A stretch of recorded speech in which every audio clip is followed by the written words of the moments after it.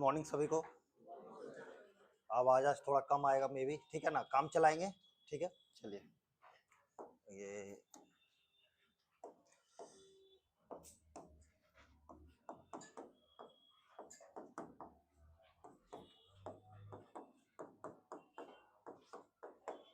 हमारा नाम हुआ ये कुमार रौनक, ठीक है ना। आज हम लोग क्या पढ़ेंगे? हिस्ट्री पढ़ता है। चलिए बीपीएससी का सिलेबस पे पहले डिस्कशन कर लेते हैं हिस्ट्री का। आवाज पे थोड़ा हम लोग देख लेंगे, मैनेज करेंगे। आज भी पूरा पैटर्न चेंज हो गया 65वीं से लेकर के 71वीं तक में, लेकिन जो नहीं बदला वो क्या नहीं बदला? हिस्ट्री मोर और लेस चेंज नहीं हुआ। कुछ तो इस सब्जेक्ट का नेचर भी ऐसा है कि चेंज होने की बहुत संभावना है नहीं, और सिलेबस भी इतना ज्यादा कंसाइज है। मॉडर्न इंडियन हिस्ट्री, कुछ आर्ट एंड कल्चर के 3-4 पोर्शन, 2-4 पर्सनैलिटीज वगैरह, तो क्या है, बहुत ज्यादा इसमें वेरिएशन आता नहीं है। तो ये एक अच्छी बात भी है और यही इसका चैलेंज भी है। चूंकि वेरिएशन नहीं है तो सभी लोग पढ़ लेते हैं, हिस्ट्री में इंटरेस्ट ना भी हो तो भी याद तो किया ही जा सकता है। तो ये अच्छी बात भी है और ये चैलेंज भी है कि ये ज्यादा जनरलाइज कर देता है चीजों को, तो नंबर उठाना यहाँ पे मुश्किल है। तो इसमें बहुत कुछ नहीं किया जा सकता, आप बदल नहीं सकते हो उसे। और कोई ये क्या पॉलिटी भी नहीं है कि नया जजमेंट आ गया, नया एंगल निकल गया, ना करंट अफेयर है कि नया कोई डेवलपमेंट हो गया दुनिया में। तो यहाँ पे क्या है कि अगर हम इतिहासकारों के चीजों को कोट करें, क्योंकि जिन्होंने रिसर्च किया, थीसिस दिया, क्योंकि आप जो भी पढ़ रहे हैं किसी भी रूप में, नोट्स के रूप में, किताब के रूप में, किसी प्रोफेसर ने उसे लिखा होगा, है ना। प्रोफेसर कोई बीपीएससी या यूपीएससी करने के लिए नहीं लिखा, उसने क्या लिखा? उसने थीसिस लिखा, बाद में वो क्या हो गया, कंपाइल होकर के किताब बन गया। हम लोग उसी को तोड़ मरोड़ करके पढ़ते हैं। तो हम लोग कोशिश करेंगे कि हर जो भी क्वेश्चन को अटेम्प्ट करें उसमें 4-5 इतिहासकारों का हम जिक्र कर दे कि उन्होंने इस बात पे ये बोला। एकदम गारंटी है कि सब याद नहीं होगा, 1-2 याद, कोई आपको एक अच्छा लग जाएगा, वो आपके आंसर को क्या बना देगा? यूनिक। आपको वही नाम या वही एक कंसेप्ट को अंडरलाइन करना है। कुछ भी अंडरलाइन करते हुए एक सुने ना कि क्या करना है, सब चीजों को, इंपॉर्टेंट चीजों को अंडरलाइन करना। तो इसका मतलब ये नहीं कि जो आप अंडरलाइन कर देंगे वो इंपॉर्टेंट होगा, इंपॉर्टेंट चीजों को अंडरलाइन करना। तो किसी का नाम हुआ या कोई थ्योरी चला दुनिया में, तो हिस्ट्री में भी थ्योरी चलती है, जैसे आज हम देखेंगे भी। तो ये एक इसका बात है। तो हम लोग जो भी करेंगे तो ज्यादा से ज्यादा कोशिश करेंगे उसमें इतिहासकारों का जिक्र कर दे, यही इसको यूनिक बना सकता है, ज्यादा स्कोप नहीं है। चलिए अब सिलेबस की तरफ आते हैं।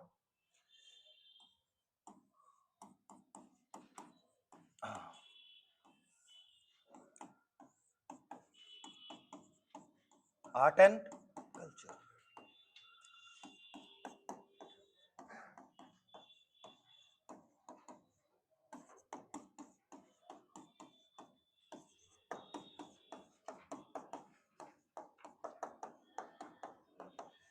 ये डायरेक्ट मेंशन ऑफिशियल सिलेबस में क्या है, ये डायरेक्ट मेंशन कि इतना से आना तो आना ही है, और 2 क्वेश्चन आता भी है शॉर्ट में। आप देखेंगे जब से शॉर्ट क्वेश्चन वाला आया तो लॉन्ग में ये आना बंद हो गया और शॉर्ट में आता है।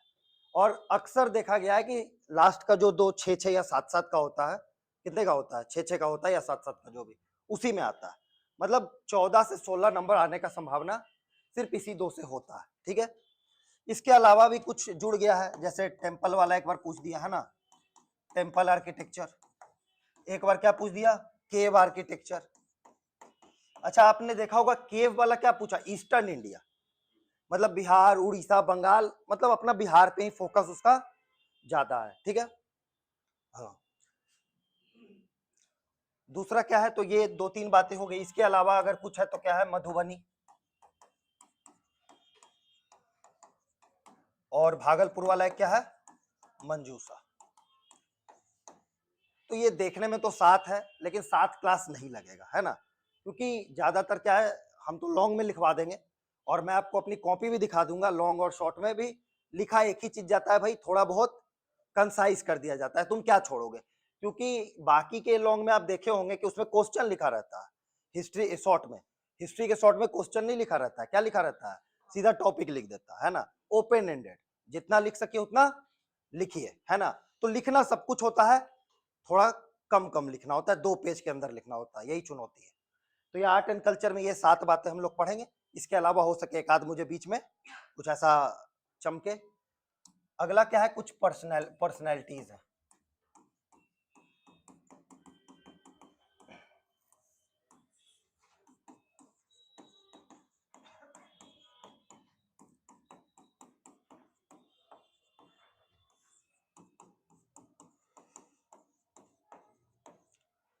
क्या है ये 3 एक्सप्लिसिटली एकदम मेंशन है। इसके अलावा कभी सुभाष चंद्र बोस भी पूछ लिया है 5-6 नंबर में, कभी राजेंद्र प्रसाद भी पूछ लिए, अभी कर्पूरी ठाकुर जी का बहुत ज्यादा चर्चा है क्योंकि भारत रत्न मिल गया तो उनका बात है, राजेंद्र प्रसाद भी हैं। ऐसे लोहिया का, चूंकि बिहार में समाजवाद की राजनीति होती है तो लोहिया का कॉन्टेक्स्ट हमेशा बना रहता है। इसी तरह से 4-5 और है, ठीक है ना। अगर आप लिखना चाहे तो आप लिख सकते हैं, 2-4 मुझे लोहिया,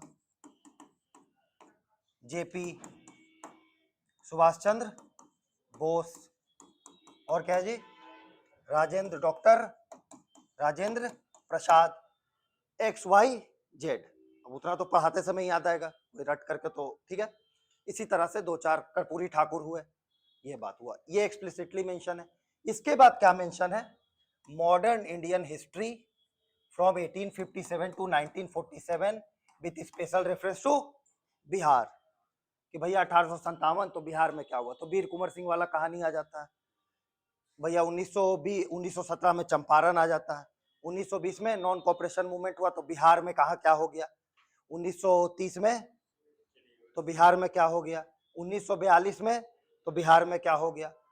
और ज्यादा जो है फोकस आप देखिएगा तो 1942 पे रहता है, क्योंकि उसमें बिहार के नेताओं का योगदान, जेपी क्योंकि फोर फ्रंट पे आ गए थे। हालांकि हम लोग सब देखेंगे। अच्छा, इसके बीच में कोई वैक्यूम में तो हो नहीं रहा कि 20 हुआ फिर सीधा 30 हो गया, बीच में क्या है, गया सेशन हो गया, वो बिहार से है ना। सारा सेशन नहीं पढ़ सकता, लेकिन गया कहाँ हुआ, बिहार में हुआ। तो 2-4 बातें जनरली आप लोग भी जानते हैं कि स्वराज पार्टी का जन्म हो गया, ये हो गया, वो हो गया। उसी बीच में थोड़ा सा नेहरू रिपोर्ट इंपॉर्टेंट है, 5 बात रख लेंगे दिमाग में, याद आ जाएगा 2-4 बात अगर पूछा तो, है ना। तो वो बीच में जो रहेगा वो लेते हुए चलेंगे, लिखने बैठेंगे तो क्या हो जाएगा, पूरा दिन आज लिखते रह जाओगे। हिस्ट्री का कितना सिलेबस है, तो कहने का मतलब आप लम सम समझ गए कि हम क्या कहना चाहते हैं। एक तो पर्सनल, एक आर्ट एंड कल्चर का चलेगा, एक पर्सनैलिटी का चलेगा, और एक पूरा सिंपली हिस्ट्री जो है जिस मूवमेंट में चलता है उसमें आपको जो भी नोट्स बनता है वो बनवा दिया जाएगा, ठीक। ये बात हुआ। अब चलिए आज की क्लास पे आते हैं। ये सब तो अब रोज हर 5 मिनट ये सब होते रहेगा, है ना। क्लास पे आते हैं, मुद्दे पे आते हैं।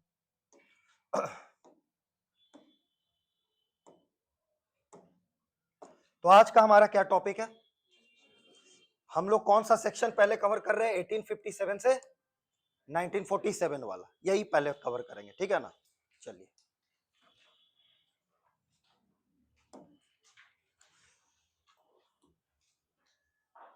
आज क्या पढ़ेंगे, नेशनलिज्म। आया हुआ क्वेश्चन है, आया है इस पे। और कल पढ़ेंगे 1857। क्यों पढ़ रहे पहले नेशनलिज्म, क्योंकि 1857 जो है उसके बारे में क्या कहा जाता है, कुछ इतिहासकार कहते हैं नेशनल फर्स्ट वॉर ऑफ, जो राष्ट्रवादी है नेशनलिस्ट है वो क्या कहते हैं, और कुछ लोग अंग्रेज लोग क्या कहते हैं, कुछ कहते हैं कि कंस्पिरेसी था हिंदू मुस्लिम का, है ना, कुछ कहते हैं कि म्यूटनी था, है ना। अब क्या है, इतिहास जो लिखा जाता है, अब ये मान लीजिए ग्लास है, तो आप क्या कह सकते हैं कि आधा भरा है, और हम कह सकते हैं कि आधा खाली। तो इतिहासकार का नजरिया होता है, इतिहास कुछ नहीं, घटनाएं हो चुकी, घटनाओं को नहीं पता था कि हम कितने इंपॉर्टेंट है आने वाली पीढ़ी के लिए। घटना को तो कोई नहीं, घटना तो न्यूट्रल है, देखने वाले ने उसमें इंपॉर्टेंस देख लिया, है ना। तो आप इंपॉर्टेंस इतिहासकार देखता है, आप इतिहासकार नहीं है, तो देखा हुआ इंपॉर्टेंस को ही क्या करेंगे, ज्यादा कस के देख लेंगे और उसको जाकर के लिख देंगे, है ना।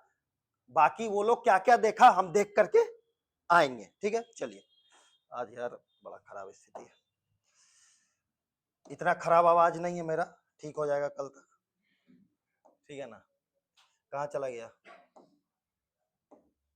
गायब हो गया क्या, अच्छा चलो कोई बात नहीं।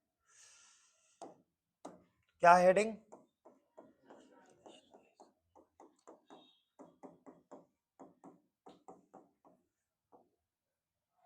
अच्छा, इसमें कोई ये किसी को शर्माना नहीं है, हो सकता है कि अंग्रेजी माध्यम से आप हो, लेकिन चूंकि बिहार का हम लोग जानते हैं, कुछ अगर नहीं समझ में आएगा तो पूछ लेंगे। और पूछने का मतलब चिल्लाएंगे नहीं, हाथ ऐसे करेंगे, हमको दिख रहा है, हम उसको मौका देंगे पूछने का, ठीक है ना।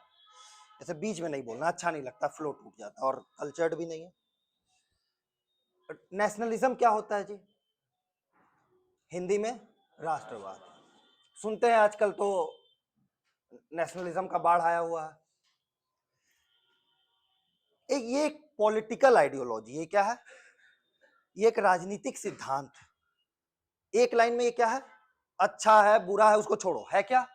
एक पॉलिटिकल आइडियोलॉजी जो क्या करता है, आप किसी भी धर्म के हो, किसी भी जाति के हो, किसी भी वर्ग के हो, लेकिन जब बात आपके देश की आती है तो आप क्या करते हैं? एक हो जाते हैं। आपका मतभेद अपने में 1000 मतभेद है, लेकिन जब देश का बात आता है तो एक हो जाते हैं। बहुत छोटे से चीजों में भी हो जाता है, क्रिकेट मैच में भी हो जाता है, युद्ध के समय भी हो जाता है। तो ये पॉलिटिकल आइडियोलॉजी है जो कैसे डेवलप होती है। फिर हम लोग क्या कहते हैं, कह रहे ठीक है यार सब कुछ, लेकिन है तो हम लोग एक ही ना, हम लोग एक ही जैसा खाते पीते हैं, एक ही जैसा कल्चर है ना। हालांकि डाइवर्सिटी है अक्रॉस द रीजन्स। तो नेशनलिज्म क्या है? एक पॉलिटिकल आइडियोलॉजी जो क्या क्रिएट करता है? Sense of collectiveness. Despite of the diverse nature of the society, it creates a sense of collectiveness.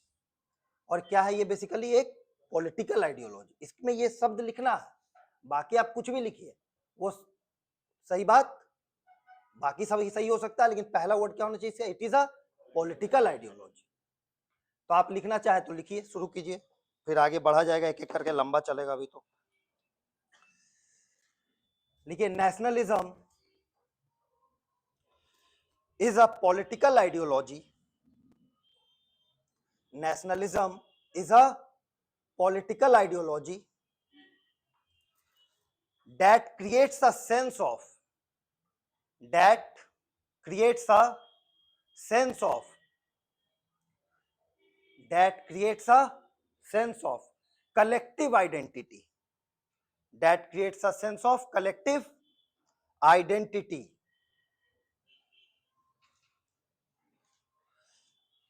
ठीक है, आगे लिखेंगे इसी में, among people, उसी में लिखेंगे among people sharing a common political destiny, among people sharing a common political destiny। ठीक है, अगला लाइन में लिखेंगे पैराग्राफ चेंज करके, इन इंडिया लिख लेते हैं फिर समझेंगे। इन इंडिया नेशनलिज्म emerged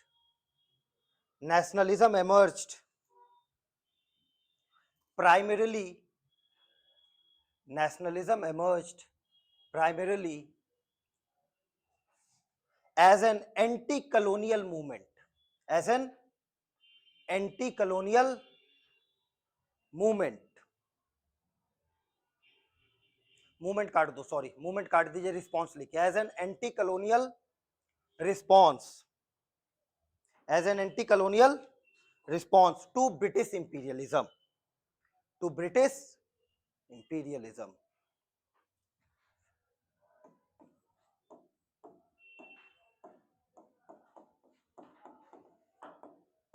नाम सुने इनका? हाँ, कुछ लोग सुने होंगे, कुछ लोग नहीं सुने होंगे। क्या नाम है इनका? बेनेडिक्ट। इन्होंने क्या कहा कि नेशनलिज्म क्या है? Imagined political community. क्या है?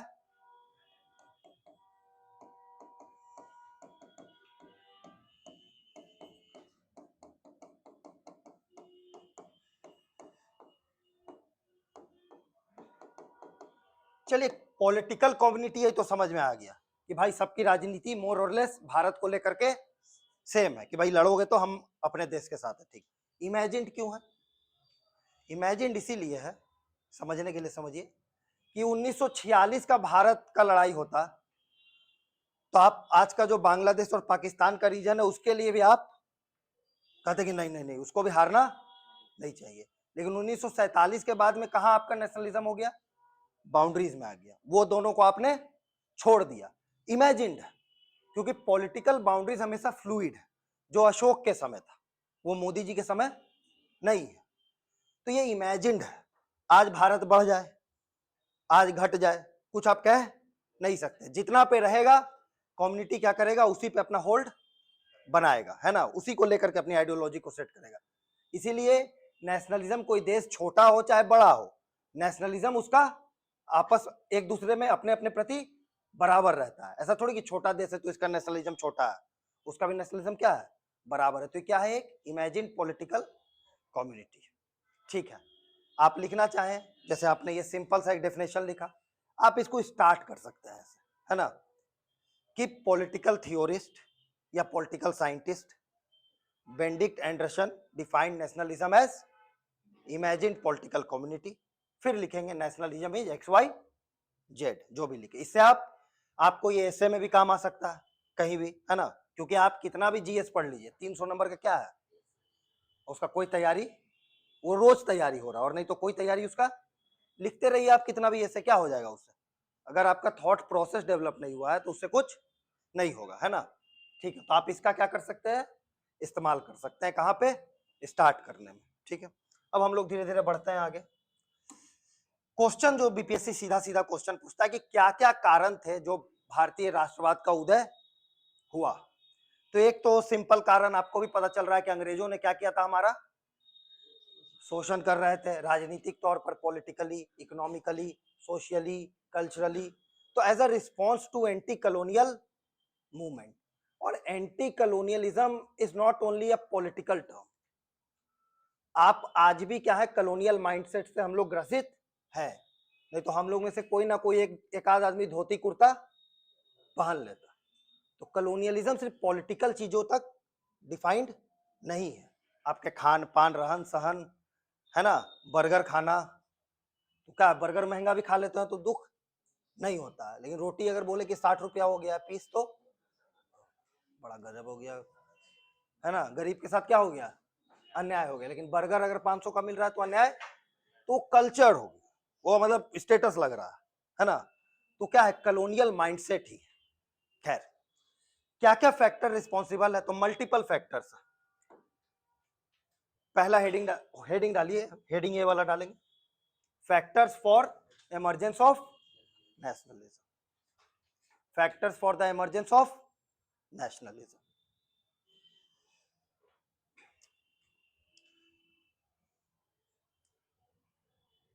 अच्छा, मेंस का गेम ये है कि बहुत ज्ञान होने से भी कुछ होने वाला, ज्ञान को वहां उतारना भी है।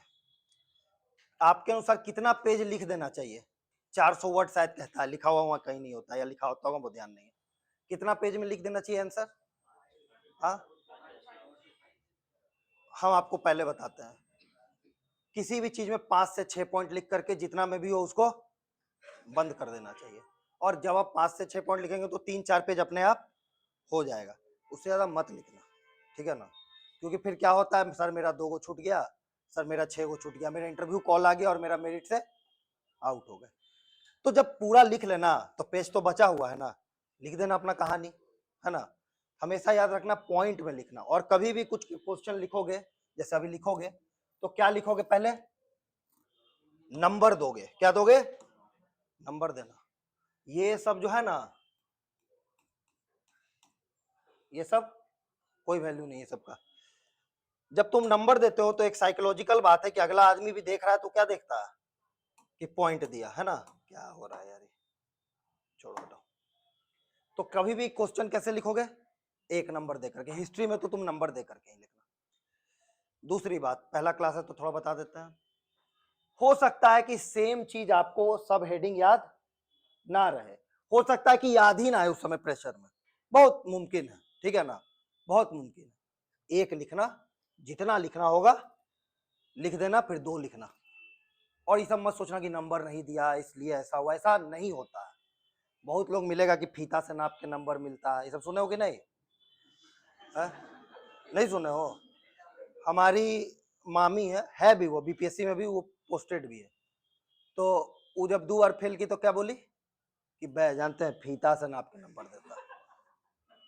अब जब आपको ये बात पते है तो फितवा भर लिख दीजिए, है ना। तो ये सब कोई बकवास का कोई अंत, तो उसमें हमको मास्टरी हासिल है। धीरे धीरे आप लोग हमको और जानेंगे। चलिए, पहला हेडिंग क्या लिखेंगे, लिख लीजिए इसको heading, colonial exploitation and political unification.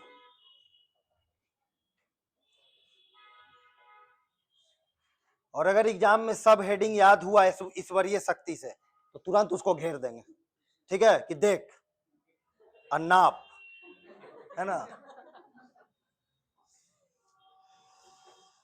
हम आपको हर पॉइंट में एक इतिहासकार का नाम बताएंगे, आपको 2 गो याद रख लेना है, बाकी जितना आप रख लीजिए आपका श्रद्धा, है ना। चलिए, क्या, चलो लिखो।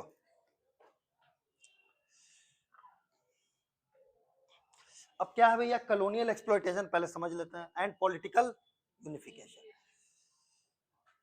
एक व्यक्ति हुए, उनका नाम है, नाम तो आप लोग सुने ही होंगे, आरसी मजूमदार, सुने हैं, बहुत फेमस है आरसी मजूम।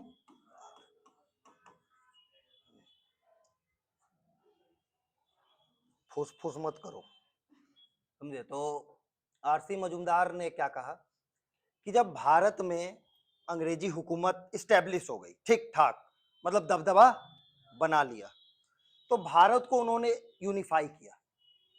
कैसे, तो एडमिनिस्ट्रेटिवली सारी जगह आईपीसी लागू हो गया, सारी जगह सीआरपीसी लागू हो गया, सारी जगह रेलवे लाइन बिछा दिया गया, टेलीग्राफ हो गया, है ना, टेलीग्राम भी जो भी था एक दूसरे को पीडीएफ भेजा जाने लगा। तो इन्होंने कहा कि अब क्या हुआ कि भारत का दुख दर्द क्या हो गया, जो दुख कश्मीर में था वही तमिलनाडु में भी था, क्योंकि सीआरपीसी एक है, आईपीसी एक है, और जो डेवलपमेंट भी कश्मीर में था वो भी तमिलनाडु में हो गया। कहने का मतलब है कि अक्रॉस द रीजन एक यूनिफिकेशन हुआ। अच्छा हुआ किसके लिए, क्या ये मैटर नहीं है, एक यूनिफिकेशन हुआ।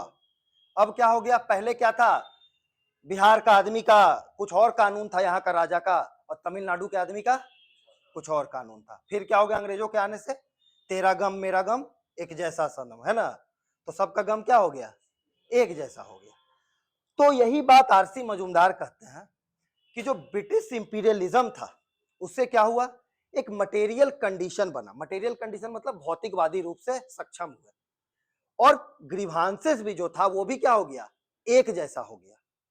और चूंकि लोग अब एक दूसरे के दुख दर्द को बेहतर समझने लगे, तो उनके बीच में एक बॉन्ड, बोला कि भाई तुम्हारा क्या प्रॉब्लम है, तो बोला कि मेरा गवर्नर जनरल, और तुम्हारा क्या प्रॉब्लम है, तो बोला भाई गवर्नर जनरल। तो अब क्या हो गया, एक पॉलिटिकल गोल हो गया कि अब हम लोग को, मान लीजिए अर्ली नेशनलिस्ट, कि हम लोगों को कंसेशन लेना है, किससे लेना है, गवर्नर जनरल, एक गोल हो गया, है ना।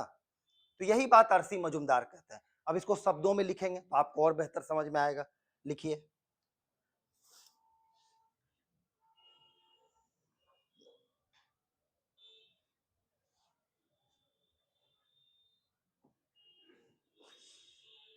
लिखिए, according to RC Majumdar, historian है ये, according to RC Majumdar, colonialism created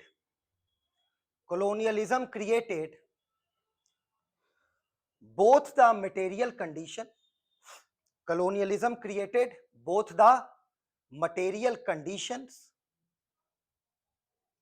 and the political grievances, and the political grievances necessary for the rise of nationalism.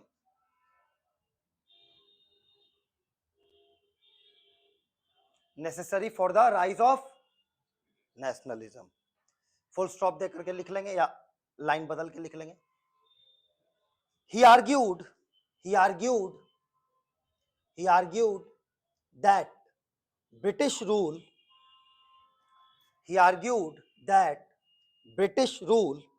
unified India administratively. He argued that British rule unified India administratively and economically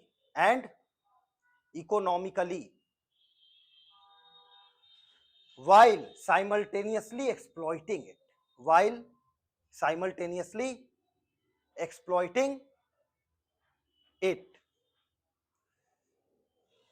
इन्होंने क्या कहा कि development तो हो रहा है, ठीक है, डेवलपमेंट हो रहा है, एडमिनिस्ट्रेटिवली भी डेवलपमेंट हो रहा है और इकोनॉमिकली भी डेवलपमेंट हो रहा है। हालांकि डेवलपमेंट जा रहा है अंग्रेजों के पास, लेकिन डेवलपमेंट हो रहा है। और यही डेवलपमेंट एक तरह से टेंशन भी है, यही दुख का कारण भी है ना, कि भैया तुम रेल बना रहे हो, लेकिन क्यों बना रहे हो? ताकि हमारे कच्चे माल को ले जाओ, छोटे छोटे मार्केट को क्या करो, डिस्ट्रॉय कर दो, आर्मी को जल्दी से जल्दी पहुंचा करके छोटा मोटा रिवोल्ट भी हो तो सप्रेस कर दो। तो डेवलपमेंट तो हुआ रेलवे के आने से, लेकिन यही क्या हुआ, पॉलिटिकल ग्रीवांस का भी कारण बन गया। और ये बात किसने कहा है? आरसी। जनरली आप भी ये बात समझते हैं, ऐसा थोड़ी कि आप पहली बार सुने, लेकिन अगर इसमें आप लिख देंगे कि आरसी मजूमदार ने कहा, तो जो चेक कर रहा है वो प्रोफेसर है, उसको इतना पता है, ठीक है ना, और उसके विजडम पे सवाल कि बै उस थोड़े देख पाएगा, नहीं, उसके विजडम पे, जैसे दो चार व्यक्तियों के विजडम पे कभी सवाल नहीं उठाना है, जज के विजडम पे, प्रोफेसर के नहीं, मत उठाइए, तो फीता उता वाला बात नहीं, ठीक है ना। वो देखेगा, आपको लग रहा होगा नया में कि कौन सा नाम है, लेकिन उसको वो भाई 40 साल से वही काम कर रहा है, ठीक है ना, हम 4 दिन से कर रहे हैं, हमको पता है, समझ गए। चलो, ये कितना हुआ, ज्यादा तो नहीं हुआ, एक कितना हुआ, इतना हुआ होगा, 2-4 लाइन 5 लाइन, पॉइंट बदल देंगे, ठीक है। ये नहीं कि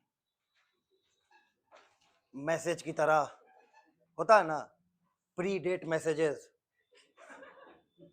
बड़ा बड़ा। चलो लिखो अगला सब हेडिंग,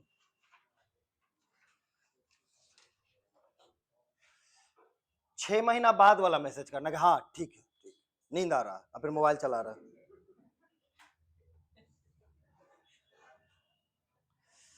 क्या है? Socio religious reform. सुने होंगे आप लोग राजा राम मोहन रॉय, ईश्वर चंद्र विद्यासागर, इन लोगों के अंदर एक तड़प था कि कुछ बढ़िया करके जाएंगे दुनिया से, है ना, मुक्ति दिला देंगे सबको, इस टाइप का इन लोग के अंदर चूल, जिसको सिलेबस बढ़ाने का, ठीक है। रिफॉर्म मूवमेंट पढ़ेंगे, इसके बारे में भी अलग से चैप्टर, लेकिन ये राष्ट्रवाद को के उदय में इसका क्या योगदान रहा, ये यहां पढ़ रहे हैं, टॉपिक भी याद रखना, ठीक है। रिफॉर्म मूवमेंट 2 तरह का होता है, एक होता है और दूसरा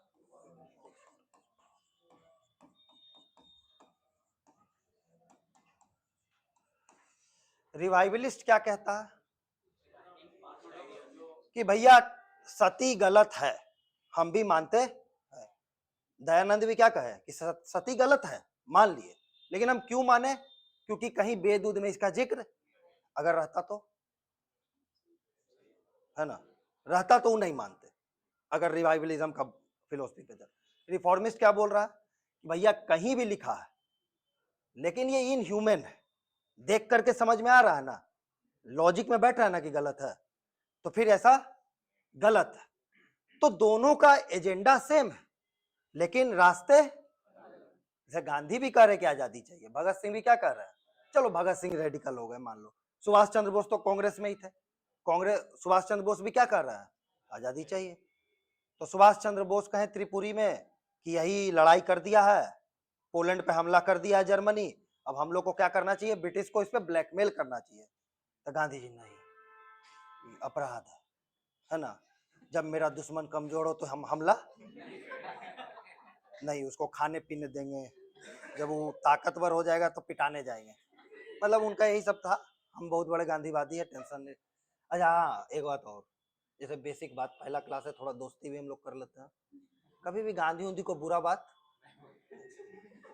2-4 व्यक्तियों को बुरा नहीं बोलना, आपका कोई भी आइडियोलॉजी हो, गांधी अंबेडकर ये सबको बुरा बुरा, महान, समझ गया, सीधा भर पेट गाली दो, एग्जामिनर एग्जामिनर को कोई फर्क नहीं पड़ता, हम एग्जाम का बात बता रहे हैं, ठीक है। कुछ भी बोलो, वायरल भी हो सकते हो, समझ गए, लेकिन इधर बोलोगे तो वायरल नहीं होगा, कुख्यात हो जाओगे। तो वही हो जाएगा, विख्यात और कुख्यात, समझ गए, बात वही लेकिन रिश्ता वही, सोच नहीं। तो रिवाइवलिज्म और, तो दोनों ने क्या किया, जो रिवाइवल था, रिफॉर्मिस्ट को अभी थोड़ा देर साइड, जो रिवाइवल था, तो दयानंद ने कहा कि देखो यार हम लोग तो बहुत आगे की चीज थे, सती वती हमारे यहाँ, तो तुम लोग जो अंग्रेज लोग आकर के कहते हो कि तुम लोग बैकवर्ड हो, ऐसा बात नहीं। फिर अंग्रेज लोग कहता था कि यार भारत में क्या है ना, डिस्पोटिक है, यहाँ का शासन क्या रहा, हमेशा कोई ना कोई यहाँ बाहर से आकर के राज का, कभी सिकंदर आ गया, कभी मोहम्मद बिन कासिम आ गया, कभी कोई आ गया, कभी शक आ गया, कभी कुषाण आ गया, कभी दिल्ली सल्तनत हो गया, कभी मुगलिया सल्तनत हो गया। भारत पे हमेशा क्या रहा है, डिस्पोटिज्म रहा है। कौन कहता था, अंग्रेज लोग। ये लोग क्या कहा, रिवाइवलिस्ट लोग, नहीं हमारे यहाँ तो क्या था, लिच्छवी में क्या था, पहला रिपब्लिक, कहा हम लोग डिस्पोटिक थे, ठीक है, समय काल विपरीत हुआ, हो गए। फिर कहा कि यार ये लोग तो क्या है, बैकवर्ड है, गांव में रहता था, झूठ सच करता था, तो 1924 में 21 में क्या मिल गया, हड़प्पा, तो पता चला गया नहीं ये तो क्या है, लोग तो बहुत विकसित था। जब यूरोप में क्या था, जब हम लोग कंद मूल खा करके घुमा करते थे, तो यहाँ क्या था, शहर बना हुआ था, है ना। तो रिवाइवलिज्म ने क्या किया, एक सेल्फ कॉन्फिडेंस को जागृत किया। इस तरह के 1000 एग्जाम्पल हो सकते हैं।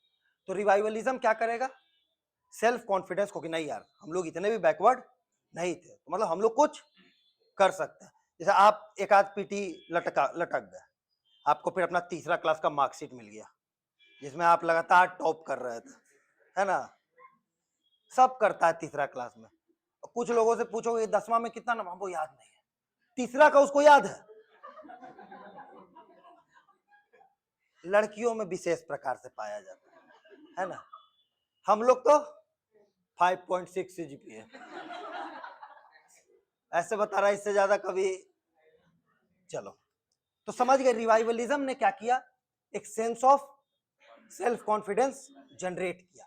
तो किसी कम्युनिटी में जब सेल्फ कॉन्फिडेंस आया, तो क्या जो उसको एक्सप्लॉइटर है उसके खिलाफ उसको ऊर्जा मिलेगा, यही तो ऊर्जा क्या है, राष्ट्रवाद है, यही ना ऊर्जा है, यही इमेजिन्ड चीज क्या है, राष्ट्रवाद है। राष्ट्रवाद कोई फल तो है नहीं कि दिख रहा है, यही ऊर्जा क्या है, राष्ट्रवाद। तो लिखो इसको भाई, reform movements, reform movements encouraged, reform movements encouraged social awakening, reform movements encouraged social awakening and cultural self respect, and cultural self respect, ठीक है। अब लिखेंगे अगला पॉइंट उसी में, आगे लाइन में। अब यहां भी हम एक क्या बताएंगे, इतिहासकार का याद, जो हम आपको ज्ञान बताऊं, ज्ञान कहां से मिला है, नाम सुने हो, बहुत बड़े इतिहासकार है, ठीक है ना, बहुत बड़ा इतिहासकार है। साधारण अगर इनका किताब खरीद लोगे, पियर्सन पब्लिकेशन का किताब आता है, तो किसको पढ़ना चाहिए, जिसको पहले से सब कुछ, तो नया ओवरव्यू के लिए, नया पॉइंट ऑफ व्यू के लिए, ये नहीं कि बहुत इंपॉर्टेंट है खरीद लेते हैं, कुछ नहीं, एक क्वेश्चन तुम्हारा पीटी में नहीं टकराएगा, इसे लिख लो, क्योंकि ऐसा ऐसा बात कर रहा है, देखो कैसा बात कर रहा है, आगे लिखो, सुमित सरकार, सुमित सरकार, सब हिस्टोरियन का नाम ही बताएंगे, ठीक है ना, सुमित सरकार notes that reformers blended revivalism with modern rational ideas, revivalism with modern rational ideas, which help Indians regain confidence, which help Indians regain confidence and challenge, regain confidence and challenge colonial cultural dominance, colonial cultural dominance। ज्यादा नहीं हुआ, 4 line 5 line, है ना, इतना ही लिखना, क्योंकि ज्यादा तो और काम का बात लिखना है। It is so because dominance, वो सब नहीं कि it is so because very good, nationalism is very important, है ना, गांधी जी का जन्म 2 अक्टूबर 1869 को पोरबंदर में, ये सब नहीं।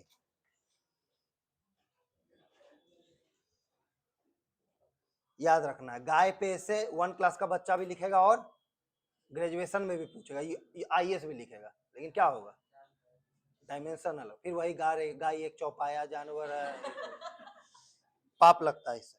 अगला पॉइंट लिखो, कहाँ चला जा रहा है ये,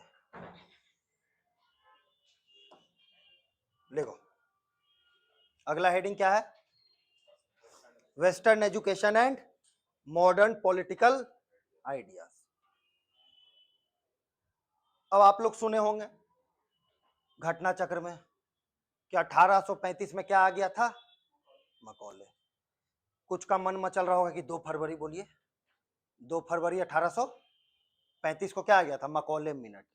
डिबेट बहुत पहले से चल रहा था कि जो ये लोग है, मतलब अंग्रेज लोग बोल रहा था कि ये लोग को क्या पढ़ाया जाए, क्योंकि भाई हम इंग्लैंड से छोटा छोटा काम के लिए यहाँ क्लर्क लाएंगे, चपरासी लाएंगे, तो बहुत महंगा पड़ रहा है ना, बहुत महंगा पड़ रहा है। तो क्या किया जाए, यहाँ पे इन लोगों को थोड़ा बहुत पढ़ाया जाए और इन लोग से क्या बनाया जाए, इन लोग को क्लर्क मैक्सिमम क्या बनाया जाए, क्लर्क, लिखने पढ़ने फंक्शनल लिटरेसी हो। लेकिन इसी चक्कर में कुछ लोग मनभड़ू थे, उन लोगों ने ज्यादा पढ़ लिया, अमीर थे तो इंग्लैंड चले गए, है ना, राजा राम मोहन रॉय को क्या काम था, अंग्रेजी और लॉ पढ़ने इंग्लैंड चले गए, संस्कृत पढ़ने का मन किया तो बनारस चले गए, अब फारसी पढ़ने का मन किया तो कहाँ चले गए, पटना। पटना फारसी का बहुत बड़ा केंद्र था, याद रखना, पीटी में आएगा तो तुम लोग बिहार स्पेशल हो जाएगा।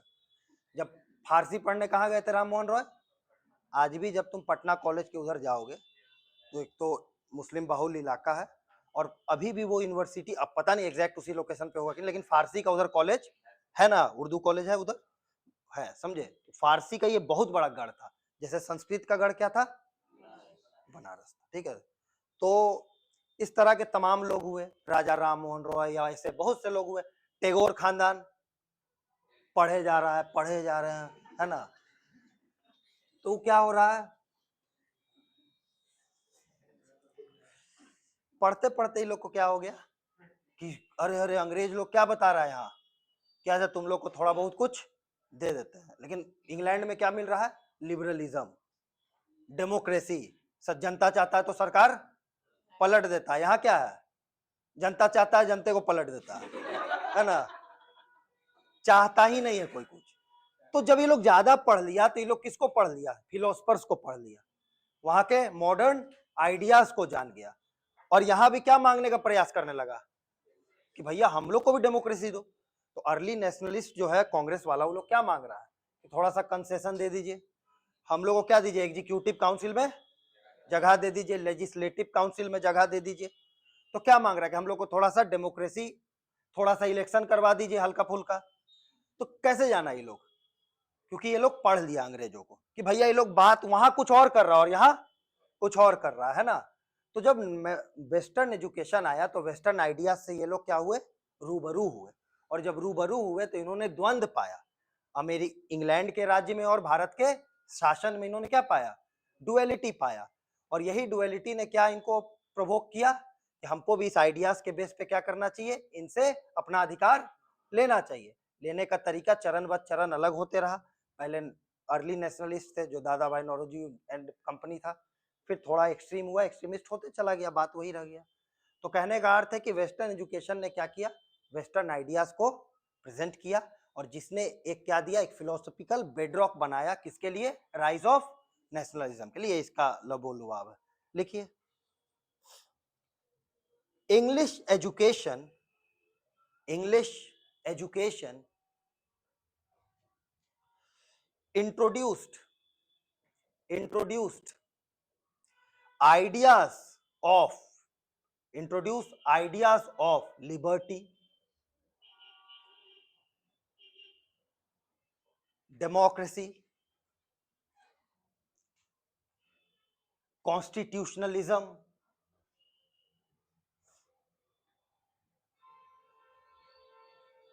है ना, फुल स्टॉप। अगला पॉइंट, अब एक इतिहासकार का नाम, और ऐसे नहीं हम लिखवा रहे हैं, ठीक है ना, लूसेंट वाला नहीं है ये लोग, ठीक है, इस हम तो कभी सुने ही नहीं थे, है ना, तो ये लूसेंट वाला नहीं है ये, ठीक है, ये सब क्या है, बहुत ज्यादा चला गया, नहीं जाना आप लोग को, हम गए हैं, तो आप लोग लिखिए सिर्फ अनिल शील, अनिल शील, रहते भी नहीं है इंडिया में, तो मिल भी नहीं पाओगे कंफर्म करने के लिए। अनिल हाइलाइट्स दैट, जो बात हम बोले वही वो बोले हैं, हाईलाइट मतलब वही पहले बोले थे, highlights that the early nationalist, highlights that the early nationalist leadership, the early nationalist leadership emerged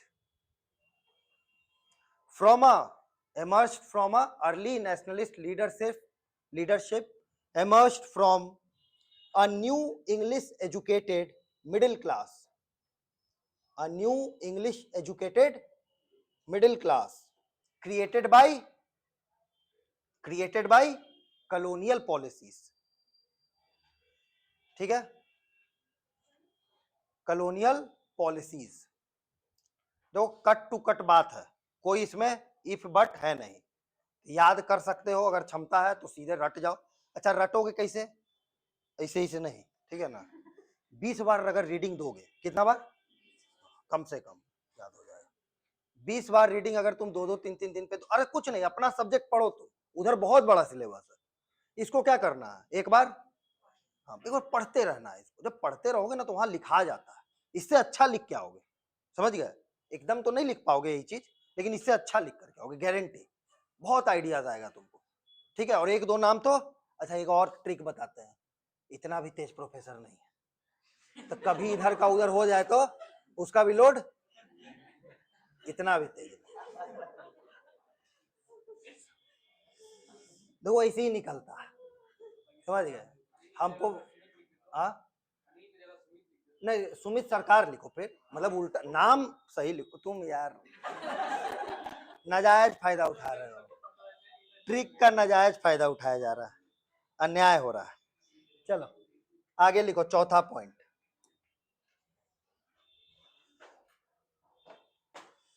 क्या है, role of press and public spear,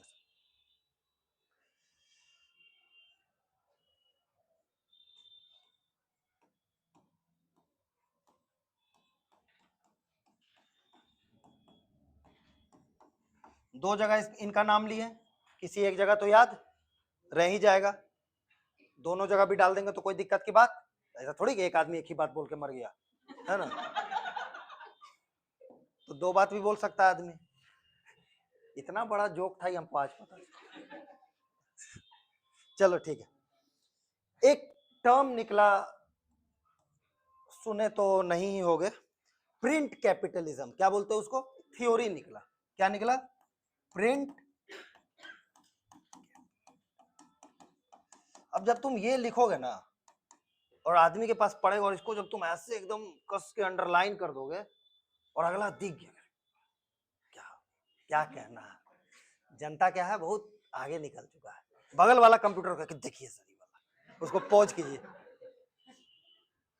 print capitalism क्या थ्योरी है कि जब नया नया प्रिंटिंग प्रेस कॉमन हो गया, ले पैम्पलेट पे पैम्पलेट छप रहा है, तो जो बड़े बड़े उद्योगपति थे उस जमाने को, उन्होंने क्या किया, प्रिंटिंग प्रेस बनाया, अपना प्रिंटिंग मशीन खरीदा। अच्छा इतना भी कॉमन बड़े आदमी के पास होगा, कोई इतना साधारण मशीन आज भी महंगा आता है, तो उस जमाने में जब नया नया लोकल हुआ तो क्या हुआ, बड़े बड़े लोगों ने प्रिंटिंग प्रेस खरीदा और ले किताब पे किताब छापा, है ना, जिसको जो मना है वो छाप दिया। और चूंकि सब लोग अंग्रेजी नहीं पढ़े हुए थे, और मुगल का कोर्ट लैंग्वेज क्या था, फारसी, है ना, पर्शियन, सब लोग, कुछ लोग पर्शियन पढ़े हुए थे, संस्कृत तो ऐसा नहीं, मतलब और जो भी जो भाषा में पढ़े थे, बंगाली लोग बांग्ला पढ़े हुए थे, पंजाबी लोग उर्दू पढ़ते थे, पंजाबी उतना ज्यादा नहीं था, क्या पंजाबी था, लेकिन तुम भगत सिंह का जितना ओरिजिनल राइटिंग हो किसमें है, उर्दू में, उर्दू में ही लिखा जाता था, ठीक है ना। तो प्रिंट कैपिटलिज्म जो थ्योरी है वो कहता है कि कैपिटलिस्ट लोगों ने कहां पूंजी लगाया, प्रिंटिंग प्रेस में, और जो लोकल लिटरेचर था उसको बहुत मास लेवल पे प्रोड्यूस किया। तो जब मास लेवल पे लिटरेचर प्रोड्यूस हो रहा है तो कुछ क्रांतिकारी चीज भी प्रोड्यूस हो जाएगा, गांधी का विचार भी आएगा तो वैसे ही प्रोड्यूस होगा, दादा भाई नौरोजी का किताब भी आएगा तो हर भाषा में वैसे ही प्रोड्यूस होगा, क्योंकि उसको राष्ट्रवाद से मतलब नहीं है, पूंजीपति को उसको है कि छापने से बिक जाता है ना, तो क्या करता है वो लोग छाप देता। अच्छा, उसको भी फायदा हो गया और जनता तक, गांव गांव तक बात भी पहुंचना, मतलब पहले के अपेक्षा ज्यादा पेनिट्रेशन हो गया इंफॉर्मेशन का, है ना। तो ये भी क्या है, तो जब ज्यादा इंफॉर्मेशन होने लगा तो ज्यादा जागरूकता आया, तो ज्यादा पता चला कि हमारे भाई के साथ क्या हुआ है, अन्याय हुआ है, सरकार ने ये पॉलिसी लाया। अब इस पे कोई उठे, सुरेंद्र नाथ बनर्जी लिख दिए कुछ और बोले कि एक काम करो, इसका 25 पीडीएफ बनाओ, है ना, मतलब आई लोग को बांट दो। जनता को पता चला, गांव में एक आदमी बैठा, कोई काम नहीं है, आज भी नहीं है, उस दौर तो क्या ही होगा, खेत उत ले ही लिया था वो लोग, तो उसके बाद क्या करता था, बैठ के एगो पढ़ता था, बाकी सब हाँ सुबह से रात कोई काम नहीं, और फिर कहता था फेमाइन आ गया, समझ गया, क्या कि अंग्रेज लोग तो बोल ही दिया था कि क्या उगाना है, कैश क्रॉप, तो बोला कि सर खाना वाले कॉटन दो, प्याजा खाइए, है ना, यही सब हो रहा था। तो प्रिंट कैपिटलिज्म क्या है कि प्रिंटिंग प्रेस में वर्नाकुलर्स में छपने लगे, वर्नाकुलर मतलब लोकल लैंग्वेज, और लोकल लैंग्वेज जब छपने लगा तो आम जनता पहले के मुकाबले ज्यादा जागरूक होने लगी, और जागरूक होने लगी तो इसने भी क्या किया, राष्ट्रवाद में अपना उदय में उसमें अपना भूमिका निभाया। इसी को लिख लीजिए अंग्रेजी में, the growth of vernacular and English press the growth of vernacular and English press helped create a shared political discourse, helped create a shared political discourse।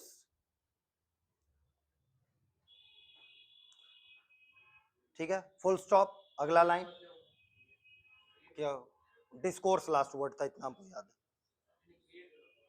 क्या बता दो यार हमको, shared political discourse, shared political discourse.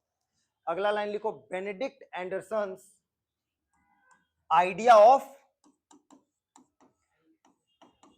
और इसको double inverted comma में लिख देना, ठीक है ना, Benedict Anderson idea of print capitalism. देखो भाई, हिस्ट्री में यही सब लिख करके तुम थोड़ा सा यूनिक बन सकते हो, ठीक है, और तो कोई क्या ही कर लोगे। Print capitalism explains how newspapers and literature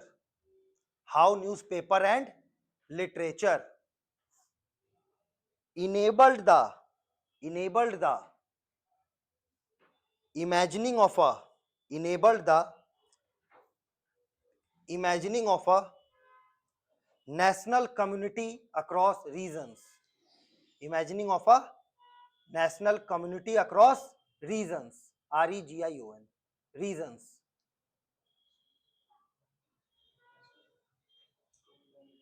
across regions। अच्छा, मेरा स और श में क्या है, हर बिहारी की तरह कोई उपाय नहीं। कुछ लोग हंसा था बचपन पे हम पे इस सब बात के लिए, आज हम हंस रहे हैं वो लोग पे, चलो बताएंगे वो लोग क्या कर रहा है बाद में। देखो, फूक के पड़ा रहता है, न स निकलता है न ह निकलता है। देखो अगला हेडिंग क्या लिखोगे, इकोनॉमिक नेशनलिज्म एंड, सुने हो ना ये सब,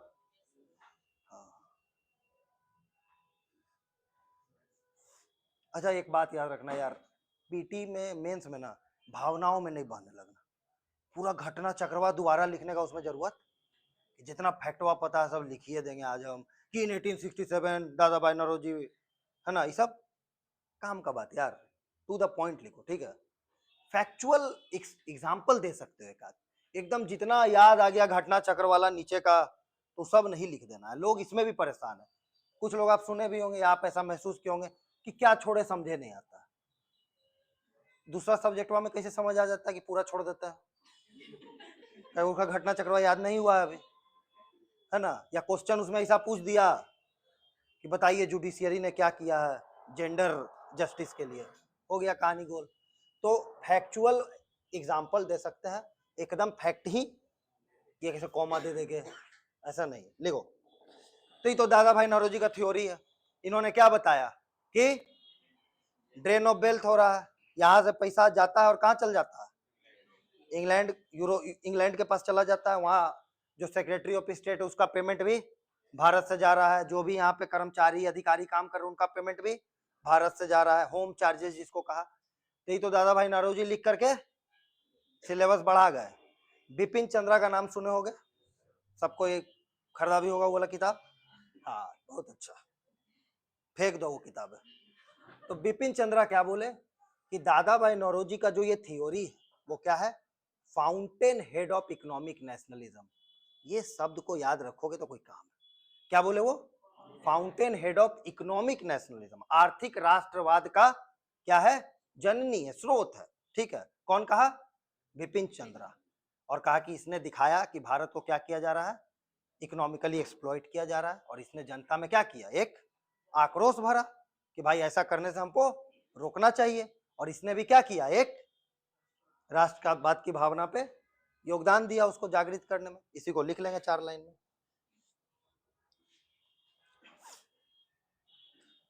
nationalists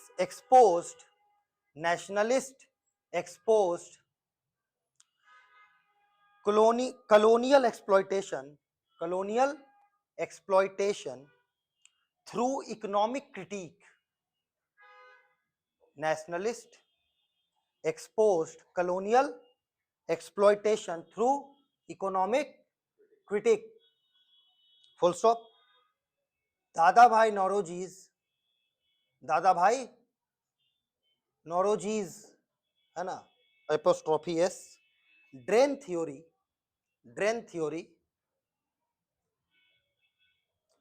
described by Dadabhai Naoroji's drain theory described by Bipin Chandra as the फिर यहां डबल इन्वर्टेड कॉमा में fountain head of economic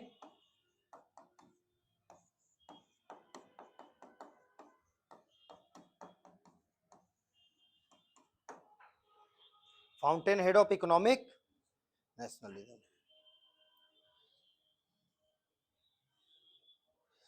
that unified, एक लाइन, दैट यूनिफाइड इंडियंस क्या किया, तो that unified Indians around material grievances, that unified Indians around material grievances. Material means भौतिक बात है ना। चलिए ठीक, अगला हेडिंग क्या लिखेंगे, अब कांग्रेस भी आएगा, कांग्रेस भी कुछ करेगा ना जी राष्ट्रवाद के लिए। एक व्यक्ति का नाम सुने हो, जूडिथ ब्राउन, होगा सुने होगा, घटना चक्र में है ना। किससे जीवन जुड़ता है उनका भारत में, जूडिथ ब्राउन सबसे ज्यादा किताब किस पे लिखा है भारत में, हाँ वो बेडर बर्न है बाबू, जूडिथ ब्राउन जो, हाँ कौन क्या था, गांधी जी पे, है ना। जूडिथ ब्राउन किस पे किताब लिखा है, नाम हम लिख देंगे, किस पे लिखा है, बाहर के थे, बहुत बड़े लेखक है। तुम लोग जिसका भी नाम नेट पे लिखोगे तो ऐसा किताबें का नाम आएगा, तुम लोगों को बड़ा ही आदमी को छोड़ दो इसको, है ना। अब अनिल सिल का नाम लिखोगे तो सबॉल्टर्न हिस्टोरियन, है ना, तो ये सब पागल हो जाओगे कि the layer of history in the female society, ठीक है अपना हो गया, ठीक है, तो लोड नहीं लेना। तो इंडियन नेशनल कांग्रेस किया क्या, सिंपल सा बात है, एक नेशनल लेवल का प्लेटफॉर्म दिया जिसपे आइए और अपनी बातें अपनी बातें लोग कहें और वो बातों का कलेक्शन करके शुरुआती दौर में पैम्पलेट बना और किसको दे दिया गया, जो भी वहां पे एडमिनिस्ट्रेशन में था, गवर्नर हो, गवर्नर जनरल हो, XYZ, है ना। जैसे अभी दिया जाता है कि VC से मुलाकात करते हुए छात्र हित में समस्या को आगे रखा, पूर्व कोषाध्यक्ष प्रत्याशी पटना विश्वविद्यालय, है ना, है ना। अभी चल भी रहा है वो सब, रिटायर्ड है हम उस सब से, फिर हम समझ गए रिटायरे हो जाओ, नहीं तो ये सब रिटायर हर्ट भी करता है कभी कभी पकड़ के। तो पूर्व कोषाध्यक्ष प्रत्याशी की तरह ये लोग क्या करते थे, अपना जाकर के प्रपोजल रखते थे, डिमांड रखते थे, आगे चल करके इसी बात पे मतभेद हुआ, सूरत सेशन हुआ, XYZ।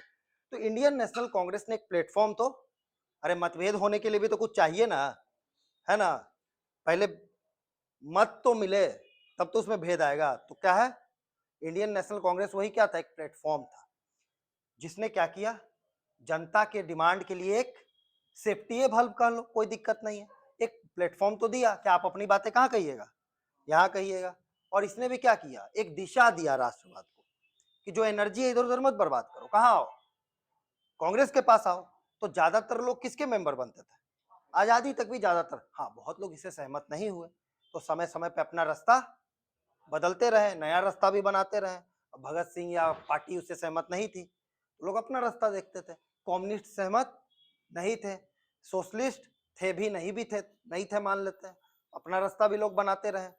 लेकिन बड़ा अम्ब्रेला क्या रहा, कांग्रेस ऐसी पार्टी थी जहां समाजवादी लोग भी काम करते थे, वामपंथी भी काम करते थे, सब कोई काम करता था, ठीक है ना। तो कांग्रेस क्या था, एक प्लेटफॉर्म था जिसने एक कॉमन प्लेटफॉर्म दिया, एक तरीका दिया, एक रास्ता दिया, और इस रास्ते ने भी क्या किया, राष्ट्रवाद को बढ़ाने में अपना योगदान दिया, सही तरीके से अपनी बात रखने में। आगे तो इसी में लिखेंगे, INC लिखेंगे तो समझ लेंगे, इंडियन नेशनल कांग्रेस। अच्छा, एग्जाम में कभी भी अगर ऐसा यूज करते हैं तो पहले बार में INC नहीं लिखते, पहले बार में क्या लिख देते हैं, इंडियन नेशनल कांग्रेस, इसको ब्रैकेट में लिख देते हैं, फिर अगर लिखना पड़े तो क्या लिख देते हैं, हाँ, ऐसे नहीं कि ऐसा नहीं। Don't be casual, don't be casual, आपका दोस्त नहीं है वहां कोई, ठीक है ना, किसी को कोई फर्क, आप उसके लिए 6 डिजिट का एक नंबर है, कुछ नहीं, मैंने बहुत मेहनत किया था, मेरे पापा गरीब हैं, मेरी मम्मी अरबपति है, दोनों बात से कोई मतलब नहीं, तुम्हारे गरीबी अमीरी XYZ, किसी से वहां कोई, मेरा संघर्ष बहुत बड़ा, कोई फर्क नहीं, फिर करो और बड़ा बनाओ, कोई मतलब नहीं है। लिखो, the Indian national Congress, INC लिख लेंगे अभी, द INC ट्रांसफॉर्म्ड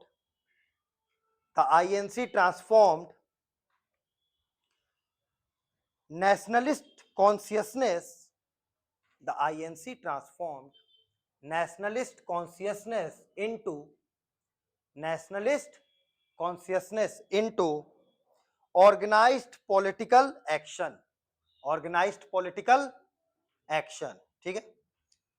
अगला लाइन में हिस्टोरियन वाला बात लिख देंगे, Judith brown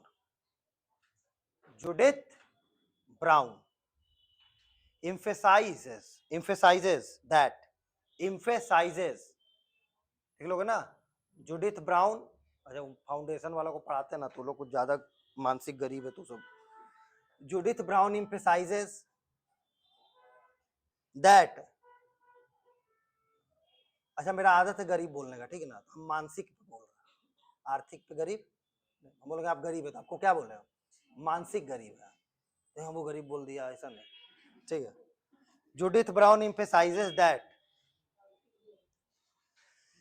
Congress provided an, he emphasizes that Congress provided an all India framework, all India framework that, all India framework that gradually, that gradually, that gradually expanded from, that gradually, अब लिखो समझ जाओगे खुद, expanded from elite politics to mass mobilization, elite politics to mass mobilization, यही हुआ था ना जी, पहले पॉलिटिक्स क्या था कांग्रेस का, इलीट, उसके बाद क्या हो गया, elite politics to mass mobilisation, यही हुआ था।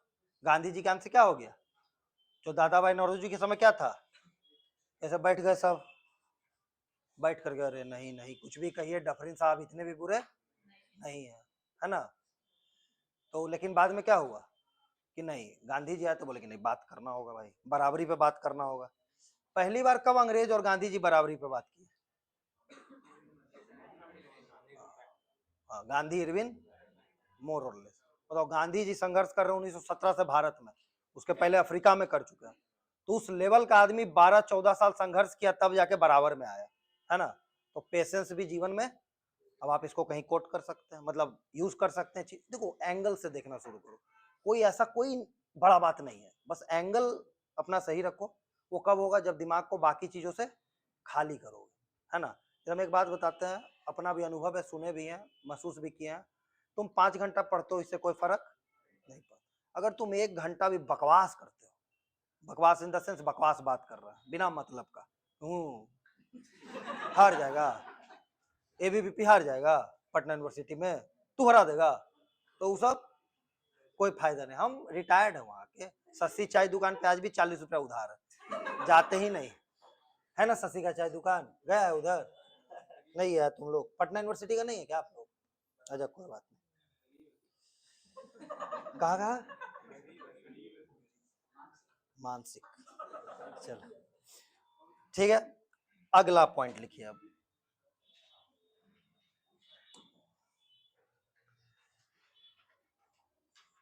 कल्चरल रिवाइवल एंड सिंबलिज्म,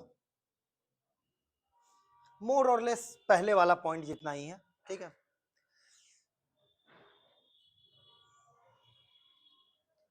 अब तुम एग्जाम्पल सुने होगे, पढ़े भी होगे, तिलक का, है ना। उन्होंने क्या किया?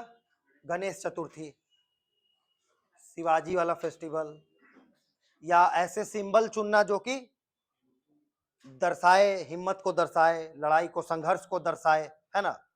तो ये क्या करता है? कॉन्फिडेंस ही तो देता है ना, कि भाई जब शिवाजी मुगल से लड़ गए तो हम अंग्रेज से। हालांकि उसका निगेटिव इंपैक्ट हो गया, क्योंकि आप फिर क्या है, हिंदू मुस्लिम वाला भी एंगल इसमें दिख गया, कुछ लोग इसको ऐसे देख लिए। लेकिन जो बेसिक बात था वो क्या था? संघर्ष करना। उसका कोर क्या है? कि एक सत्ता है और एक नीचे है, सत्ता से संघर्ष। अब ठीक है, उस दिन सत्ता में मुगल बैठा था, आज सत्ता में अंग्रेज बैठा है। Anti establishment, not anti Muslim या anti Hindu, it is about anti establishment. या ना एंटी इंग्लैंड भी नहीं, क्या भारत आजाद हुआ तो इंग्लैंड से लड़ाई उड़ाई कर लिया? नहीं। एंटी इंग्लिश भी नहीं, क्या है? Anti establishment. चूंकि आप मेरे अधिकारों को हमको नहीं दे रहे हैं, तो हम आपसे अभी लड़ाई करेंगे, संघर्ष करेंगे, ठीक है। तो जो भी नेशनल सिंबल हुए, कि अशोक स्तंभ, कि अशोक वेलफेयर पॉलिसी लाता था, अंग्रेज का वेलफेयर पॉलिसी था क्या? तो एक सिंबल लाया गया कि अशोक क्या है? वेलफेयर का राजा है। ये एक नेशनल सिंबल आज भी यूज होता है। उसका क्या महत्व है? कि अशोक पहला वेलफेयर किंग है उतने बड़े स्तर पे। कोई छोटा मोटा होगा कहीं तो इतिहास में उसका वर्णन बहुत ज्यादा नहीं है। इसी तरह से फेस्टिवल्स, गणेश चतुर्थी या शिवाजी वाला फेस्टिवल, ये सब क्या है? लोगों को एकजुट करने का तरीका और एंटी स्टैब्लिशमेंट विचार देने का एक मार्ग, कि देखो शिवाजी इतना संघर्ष किए, या जो आपका ये कि राम जी क्या थे? साधारण व्यक्ति थे, है ना। साधारण व्यक्ति थे, जंगल में उनको भेज दिया गया, उनकी बीवी का भी क्या हो गया? अपहरण हो गया। और कोई साधारण आदमी नहीं किया, उनसे मजबूत ही आदमी उनका अपहरण किया, लेकिन अपने परसिवरेंस और सच्चाई से वो, उसके हिम्मत से वो संघर्ष किए, और उसमें उनको सहायता भी मिला लोगों का, और वो जीत भी गए, है ना। तो परसिवरेंस से जीते, ताकत से, ताकत में कम था क्या वो? ताकत तो बहुत ज्यादा था। रावण को ज्ञान भी कहा जाता है कि बहुत ज्यादा था, उसको 10 खोपड़ी था उसका। 10 खोपड़ी कहने का क्या मतलब है भाई? पावर, है ना, मतलब कि सोच, 10 आदमी बराबर वो मानसिक क्षमता। जैसे वो सुनते हो ना कि तानसेन गाना गाया तो क्या हो गया? दिया जल गया। तो कुछ लोग यूट्यूब पे लगाया गाना, इधर रखा कि गाओ इसको, दिया जलने का क्या, इसका क्या अर्थ है? काव्यात्मक क्या अर्थ है बताओ? ऐसे लिखोगे 300 नंबर का। अच्छा लग, बस वही है, अच्छा ही लगता है क्या? हाँ सही बात है। दिया जलना मतलब कि आपको लगा था कि अब कुछ हो, लेकिन कोई गाना बजा और आपको लगा हाँ इसमें एक ऐसा लाइन जो 25 बार वो गाना सुने थे लेकिन कभी वो लाइन पकड़े, लेकिन उस दिन वाइब्रेशन मैच कर गया, है ना? वही बात है, वाइब्रेशन क्या हो गया? गाना से। अरे तुम लोग यार समझ गए। तो वही क्या हो गया, मन में उम्मीद का दिया जल गया। जैसे भोरे भोरे वो है जिम में नहीं करता, कर हर मैदान फतेह, है ना? तो सब क्या है, हाँ कर लेंगे, है ना? वही है, वही बारिश हो गया, बारिश हो गया मतलब मूड फ्रेश हो गया, कोई गाना सुने और ऐसा नहीं कि लिटरली बारिश हो, तो वही काव्यात्मक वर्णन है उस बात का। चलिए, तो इसमें क्या है कि जो भी national symbol, historical writing festivals हुए, उन्होंने भी क्या किया, नेशनलिज्म को बढ़ावा देने में योगदान दिया। एक व्यक्ति इसका नाम बताएंगे इसके बारे में, उनका हम लोग नाम लिख लेंगे। चलिए लिख लीजिए इसको पहले, फिर आगे का बात हो। Indian symbols, Indian symbols comma historical writings, Indian symbols, sorry यार national symbols, Indian national symbols, sorry national symbols, historical writings and festivals, and festivals, emotionally integrated people, emotionally integrated people. एक बहुत, ये भी बहुत प्रसिद्ध व्यक्ति हैं एकेडमिक्स के क्षेत्र में, पार्था चटर्जी। क्या नाम है? बहुत प्रसिद्ध और बहुत ऊंचे दर्जे का स्कॉलर है ये सब, Partha Chatterjee. Partha Chatterjee argues that, Partha Chatterjee argues that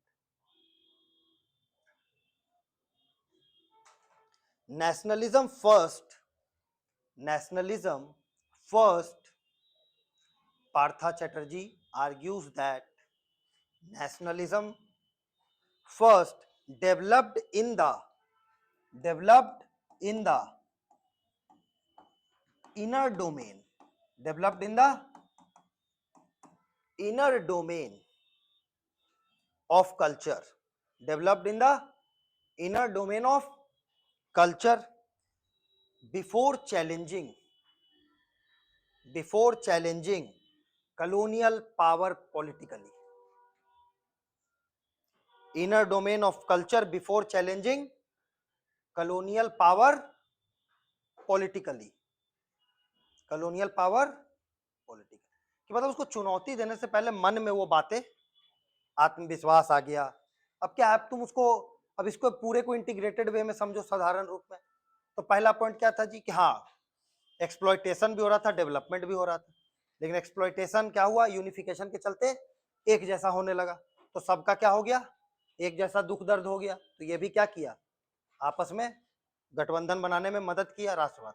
दूसरा पॉइंट क्या था, हमको याद नहीं है, देख लो जो भी था, हम रैंडम बताते हैं कि एजुकेशन आ गया, तो लिबरलिज्म, ये वो फलना चिलना।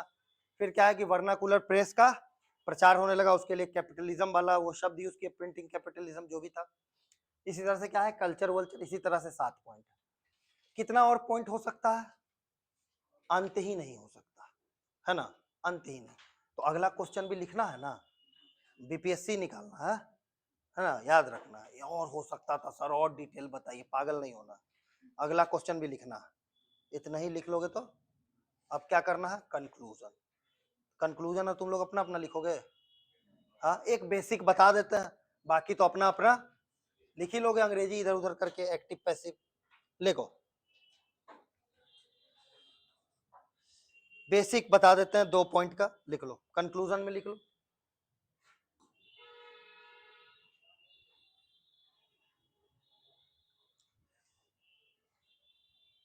इंडियन नेशनलिज्म, कंक्लूजन में लिखोगे इंडियन नेशनलिज्म। अच्छा वहां तो ऐसे नहीं लिखोगे कंक्लूजन, वहां क्या लिखोगे, thus it is evident that, बस ऐसा अंग्रेजी टाइप का है ना। अब आगे लिख देंगे जो बोला जा रहा है, thus it is evident that Indian nationalism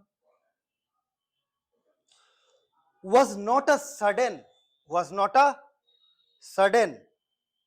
or uniform phenomena,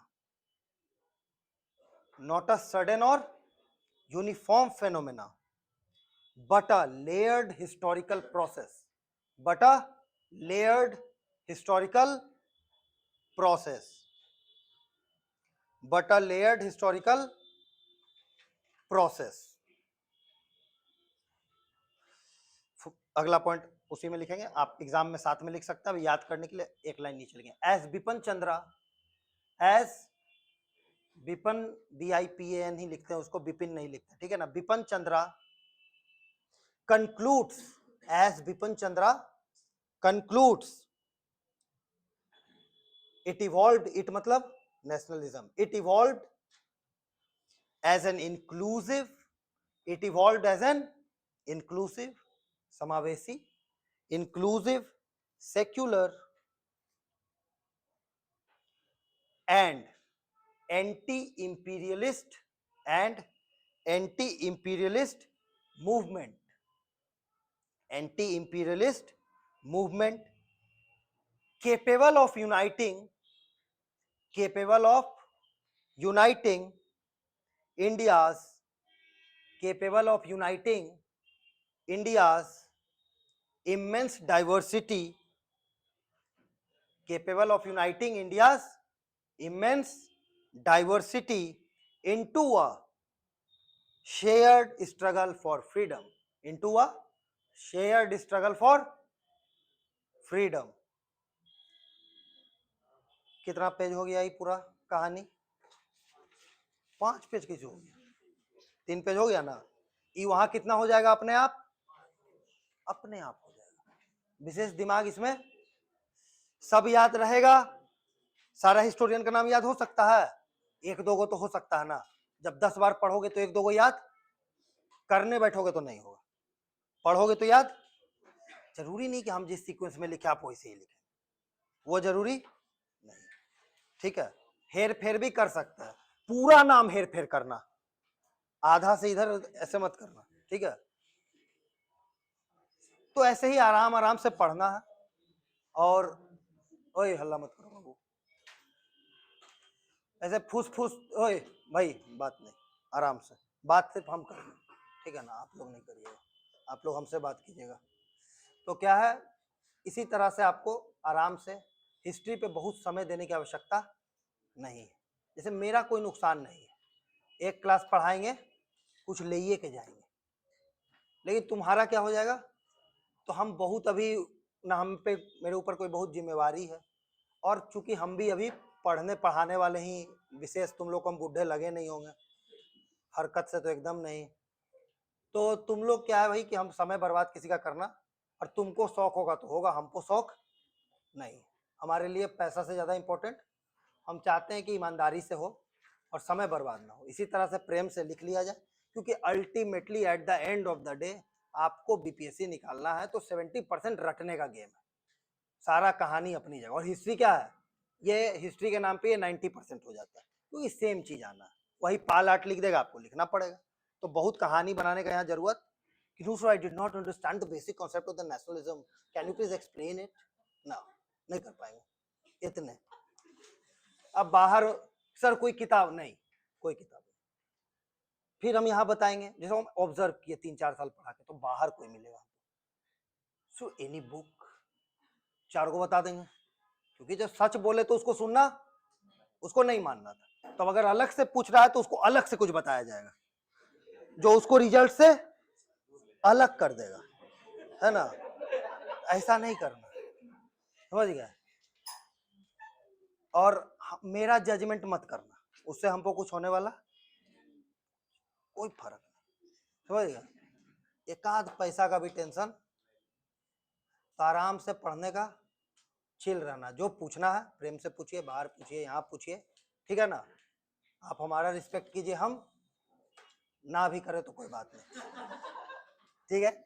चलिए ठीक रहा, आज इतना ही रखते हैं, कल से हम लोग मिलेंगे। चलिए धन्यवाद।